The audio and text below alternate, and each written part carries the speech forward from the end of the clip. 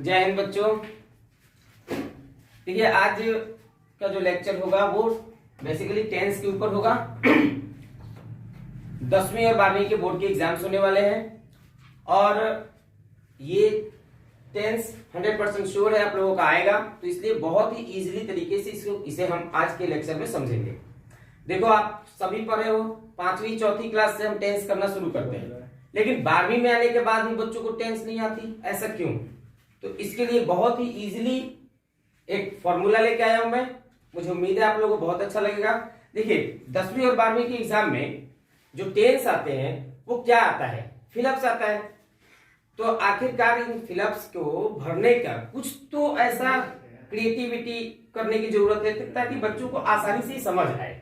देखिए मैंने यहाँ पे पहले से लिख रखा है, टेंस को समझने के लिए बिल्कुल आप लोगों को चिंता करने की जरूरत नहीं। इस लेक्चर में खत्म होते ही आपको टेंस बहुत अच्छे से आएगा। अब देखिए टेंस के जब सेंटेंस आपको मिलेंगे तो उस सेंटेंस में आप लोगों को कुछ चीजों का ध्यान रखना है, और वो कुछ चीजें क्या है?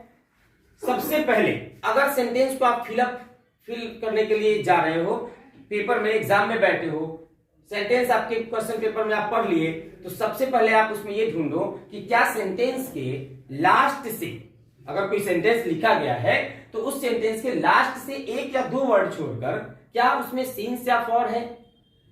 आई रिपीट, एक या दो वर्ड छोड़कर क्या उसमें सिंस या फॉर है? अगर है तो फिर उसे हम परफेक्ट कॉन्टिन्यूअस टेंस में बनाएंगे, जो कि हमने यहां लिख दिया कि यदि किसी सेंटेंस के एंड से या एक या दो वर्ड पहले सिंस फॉर हो तो ऐसे सेंटेंस को पास्ट कॉन्टिन्यूअस टेंस में बनाएं, परफेक्ट कॉन्टिन्यूअस टेंस में बनाएं। अब परफेक्ट किसका? प्रेजेंट का भी बना सकते हो और पास्ट का भी बना सकते हो, ठीक है।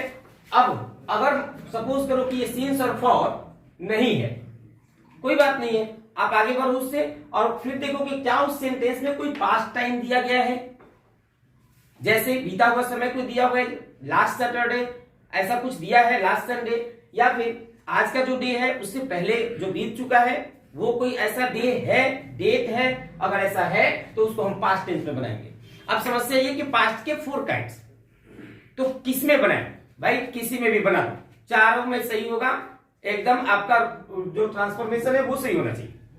तीसरा देखो, अगर सपोज करो कि सिंस फॉर नहीं है, पास्ट टाइम भी नहीं है, तो हम क्या देखेंगे? तब हम देखेंगे क्या फ्यूचर टाइम दिया हुआ है, सब लेके टुमारो, या फिर आने वाला कोई ऐसा year, day, date and etcetera.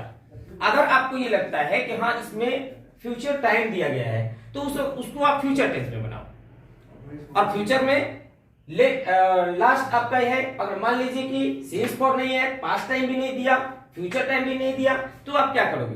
तो आपको सीधा सिंपल देखना है कि क्या उस सेंटेंस से वह जो सेंटेंस है वो यूनिवर्सल ट्रूथ है। अगर वो यूनिवर्सल ट्रूथ है तो फिर आप उसको प्रेजेंट इंडेफिनिट टेंस में बनाएंगे। और अगर ये किसी में नहीं है तो फिर बेटा जब किसी में नहीं तो वो सबका होता है, तो किसी में भी बना दो। 12 के 12 टेंस। ये तो रहे आपके एकदम 4 रूल्स जिसको आपको बहुत अच्छे तरीके से फॉलो करने हैं।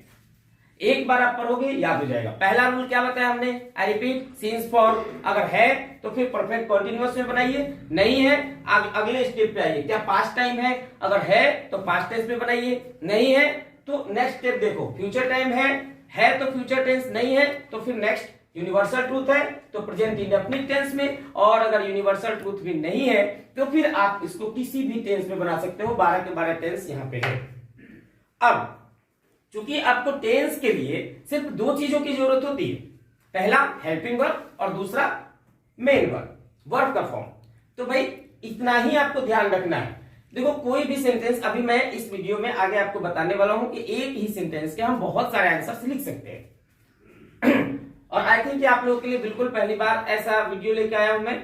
तो देखिए tense, helping verb and verb forms, आपको बस यही ध्यान रखना है। इसमें भी एक कमाल की बात यह है कि आपको वर्ब के फॉर्म्स जो मिलेंगे वो इंडेफिनिट में सेम, कॉन्टिन्यूअस में सेम, चाहे वो प्रेजेंट का हो, पास्ट का हो, फ्यूचर का हो। आप यहां देख सकते हैं, यहां प्रेजेंट इंडेफिनिट है, यहां वर्ब का फर्स्ट फॉर्म लगा है, यहां पास्ट इंडेफिनिट है, यहां वर्ब का फर्स्ट फॉर्म लगा है। लेकिन अफर्मेटिव सेंटेंस एक एक्सेप्शनल होता है जिसमें वर्ब का सेकंड फॉर्म लगता है। उसके बाद यहां फ्यूचर इंडेफिनिट में आ जाओ, यहां भी आपको वर्ब वन दिखेगा, यानी यहां भी वर्ब वन, यहां भी वर्ब वन और यहां भी वर्ब वन। ठीक इसी प्रकार से सपोज करो हम कॉन्टिन्यूअस का देखते हैं, तो कॉन्टिन्यूअस तो यहां आईएनजी, तो यहां भी आईएनजी और यहां भी आईएनजी। ठीक है, इसी प्रकार से इसका सीरीज चलेगा, इसमें बिल्कुल कंफ्यूजन होने की जरूरत नहीं है। अब आप देखिए यहां पे present indefinite tense helping verb क्या आएगा बच्चे, इसमें आएगा do does, helping verb do does, और वर्ब का कौन सा फॉर्म लगाएंगे, वर्ब वन। अगर सिंगुलर सब्जेक्ट अगर सिंगुलर हो तो फिर वर्ब के साथ एसटीएस आ जाएगा। बस इतना ही से आपको याद रखना है। कॉन्टिन्यूअस अगर प्रेजेंट का बनाएंगे, हेल्पिंग वर्ब क्या आएगा, इज एम आर, और वर्ब का कौन सा फॉर्म, आईएनजी, सीधा। प्रेजेंट परफेक्ट और प्रेजेंट परफेक्ट बनाना है तो हेल्पिंग वर्ब हैज है, और वर्ब में वर्ब का third form. Present perfect continuous के लिए हैज हैड प्लस में आएगा बीइंग, और इसके साथ आएगा वर्ब में आईएनजी। यानी कि ये जो आप चार टेंस देख रहे हैं, present indefinite, continuous, perfect and perfect continuous, इसमें जिन हेल्पिंग वर्ब का आपने यूज किया है उसी के पास्ट फॉर्म का हेल्पिंग वर्ब आप यूज कर दोगे तो पास्ट टेंस बन जाएगा।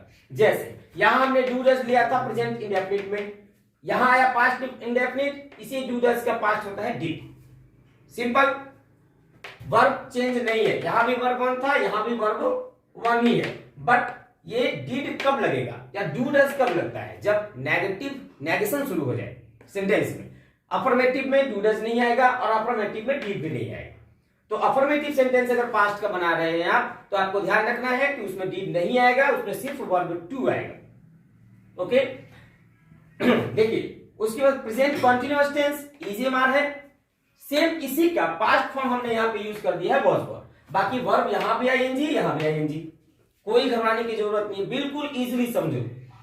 प्रेजेंट परफेक्ट में हैज है, पहली बात की परफेक्ट किसी भी टेंस में आ गया, अब वो परफेक्ट हो या फिर परफेक्ट कॉन्टिन्यूअस टेंस हो, इसमें घबराने की जरूरत नहीं है। ध्यान रखना हेल्पिंग वर्ब आपका हैज है भी आएगा, हैज है प्रेजेंट के लिए और पास्ट के लिए है।